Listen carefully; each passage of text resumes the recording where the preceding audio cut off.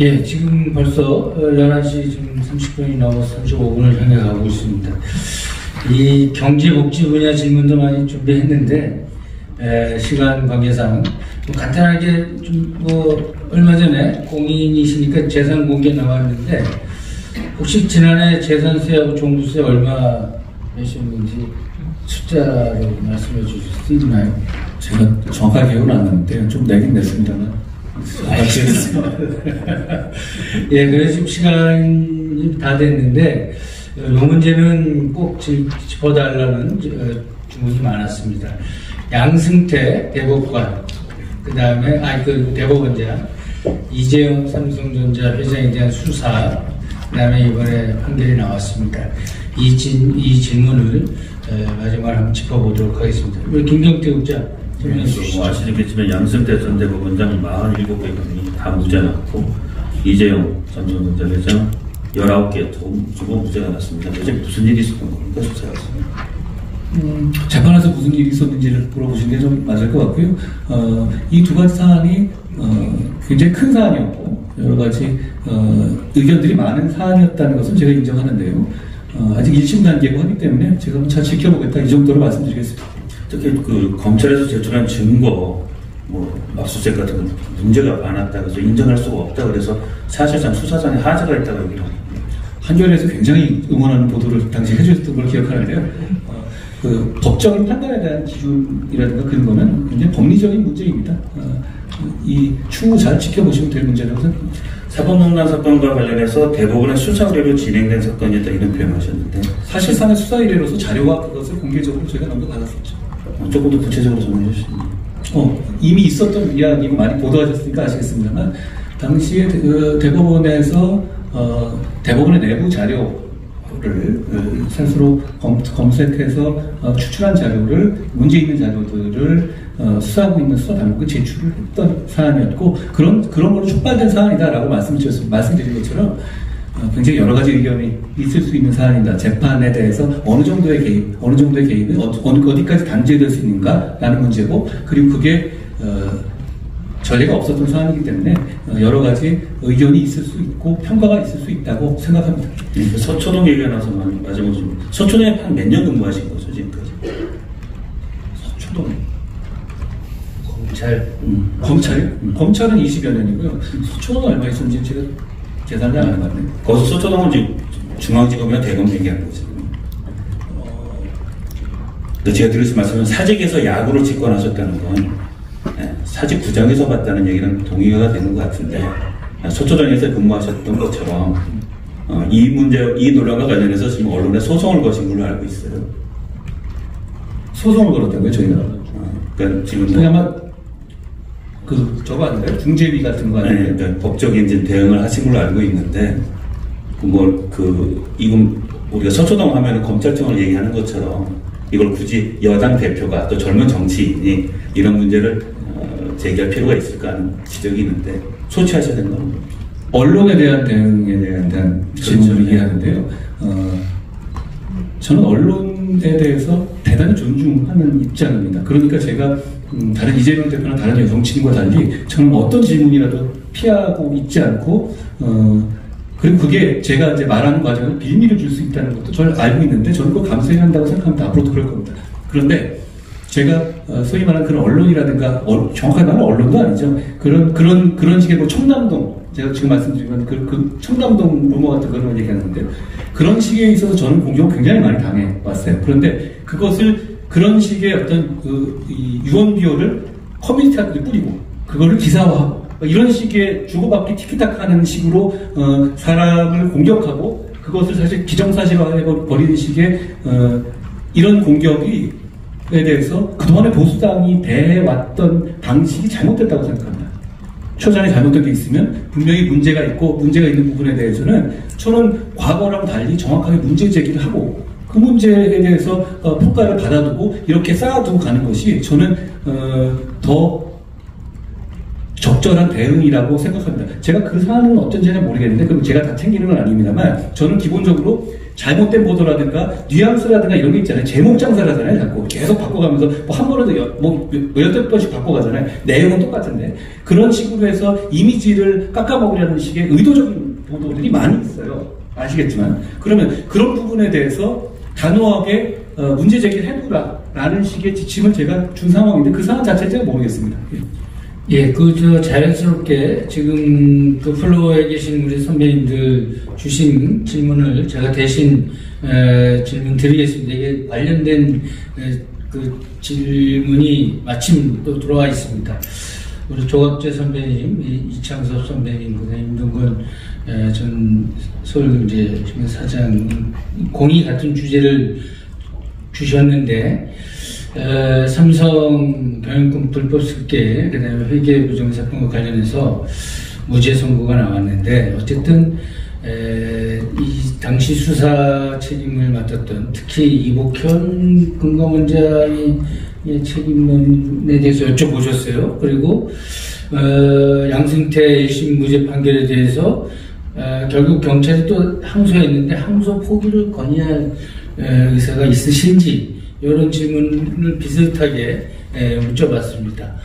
거기에 대해서 제가 여당 대표가 그걸 건의하는 건 대단히 부적절한 것 같고요. 여러 가지 평가가 있을 수 있는 사안이다라는 말씀을 드립니다. 그렇지만 그 당시에는 아마 그 당시에 수사하는 과정에서 제가 그 사안들을 다 관여한 건 아닌데요.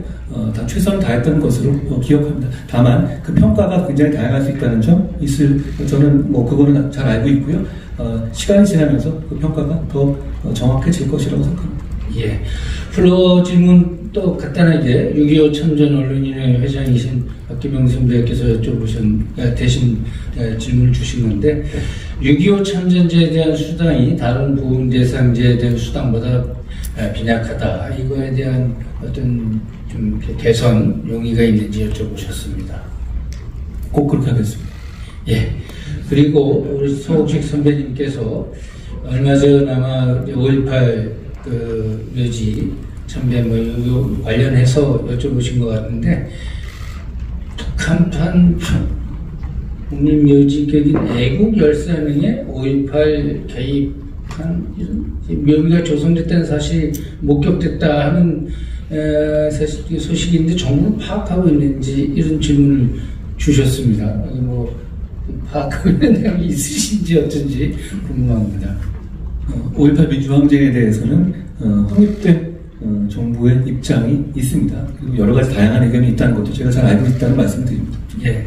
중앙일보 장세정 의원 오늘 오신 모양인데 통일에 대한 입장. 최근 이제 김정은 위원장이 민족개념 부정하고 뭐 이런 그 발언 아까 일부 언급됐지만 그런 거와 관련해서 여쭤본 것 같습니다. 한동훈 위원장께서 이 통일에 대한 입장이 무엇인지 궁금해하셨습니다. 사실 우리나라의 많은 분들이 정말 통일을 원하느냐, 통일이 필요하냐 이런 데 생각에서도 통일이 필요하지 않다, 통일이 꼭 뭐 지금 상태가 우리의 부담은 덜 더는 거 아니냐, 나중에라도 이런 생각을 하는 분들도 계신 것 같은데요. 저는 통일 문제에 대해서 저는 이런 생각을 가지고 있어요. 통일이 필요하냐, 안 하냐 이런 식의 접근이 아니라 만약에 북한이 붕괴되면 북한의 영토와 북한의 주민을 우리나라가 아니라 중국이나 러시아에서 점거하고 점령해서 영토화하는 것을 우리가 허용할 것이냐, 아니면 우리가 힘들더라도 그 부분을 우리가 가져와야 할 것이냐, 이런 판단이라고 생각합니다. 저는 이 관점에서 생각한다면 통일은 하고 싶냐 아니냐 선택의 문제는 아니라고 생각합니다. 그 상황이 오게 되면 우리는 반드시 북한을 우리 영토화해야 하는 것이고 그 준비를 차분히 해야 하는 것이지 하고 싶냐 하고 싶지 않느냐 라는 문제는 아니라고 생각합니다. 저는 통일을 체계적으로 잘 준비해야 한다고 생각합니다. 예, 그 장수근 선배님께서는 아마 이게 지난 투기 피어 과정 부정만 그거 관련된 거였는데 그거에 대한 의견이 있는지만 여쭤보셨어요. 이건 특별히 답을 투개표 뭐 과정에 제가 대한 말씀드리죠. 투표 과정에 대해서 여러 가지 의견이 있으신데 저는 그것을 이렇게 이해합니다. 선거의 공정성에 대한 강한 열망이 있는 것이죠. 우리 국민들이. 저는 그 선거의 공정성이 정말로 중요하다고 생각합니다. 지난 선거 과정에서 소쿠리 이 문제 같은 선거 관리에서의 부실함이 분명히 있었고, 그리고 최근에 국정원의 이 조사 결과 선관위의 해킹 가능성 등 여러 가지 문제점이 사실 드러나 있습니다. 그렇다면 우리가 해야 될 일은 4월 12일 선거에서 선거의 공정성을 담보할 수 있는 제도를 최대한 실현하는 것입니다. 이미 수개표 병행은 정해진 상태입니다. 그리고 이 수개표의 문제는 사실 독일에서는 수개표를 하지 않는 전자개표는 위헌이라고까지 결정했던 것이니까 명분이 충분하다고 하고, 저희가 4월 10일부터는 이번 선거에 수개표가 병행될 것이라고 알고 있습니다. 그리고 투표함 이송에 있어서 경찰이 호송하게 하고, 그리고 투표 관리에 공무원이 투입되는 것 등도 진행될 것이라고 알고 있습니다. 다만 저는 한 가지만 더 꼭 돼야 된다는 것을 말씀드리고 싶은데요.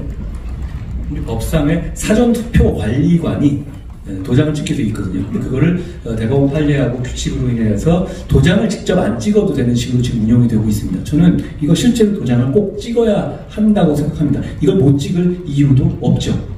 사전투표관리관이 그 정도 책임성 없이 사전투표를 관리해서는 안 된다고 생각하기 때문이다. 저는 이 기회를 빌어서 선관위에서 그거 반드시 해야 한다라고 촉구합니다. 사전투표도 여러 가지 문제가 있잖아요. 사실 너무 간격이 커서 그 기간 중간에 있는 이슈들이 선거에 반영되지 않고, 그리고 지금 가뜩이나 선거 운동 기간이 짧은데 이렇게 사전투표를 멀찍이 떨어져 두니까 선거운동 기간이 너무 짧아지는 문제가 있어요. 그렇지만 이 문제는 법률 문제입니다. 그렇기 때문에 지금 입법으로 반영할 수는 없고, 사전투표의 문제에 대해서도 추후에 어떤 입법이라든가 이런 문제를 고려해야 되는 문제라고 생각합니다. 다만 지금 우리가 4월 10일 선거를 앞두고 선거의 공정성에 대한 강한 열망을 저희가 알고 있고, 저희도 그 열망이 이 선거가 반드시 공정하게 치러져야 한다고 생각하기 때문에 이런 부분들이 충분히 보완되어야 한다고 생각합니다. 예. 다른 플로 질문도 있지만 이제 토론 시간이 다 됐습니다. 예정된 시간 11시 40분이었는데 조금 좀 시간이 지났습니다. 그래서 토론 시간을 지키는 게 좋을 것 같습니다. 관훈 토론, 올 첫 관훈 토론을 어떻게 보시는지 모르겠습니다. 끝까지 경청해주신 우리 관훈 클럽의 우리 대선배님, 그리고 오늘 시종일관 진지하고 진취적인 그런 답변을 해주신 우리 한동훈 위원장님께 다시 한번 진심으로 감사의 말씀을 전합니다. 저희 71대 집행부 앞으로 관훈 토론에 올 총선이 있는 해이고 정치인 만큼 활성화해서 더 흥미있고 시대의 화두를 던지는 그런 공간을 만들도록 노력하겠습니다.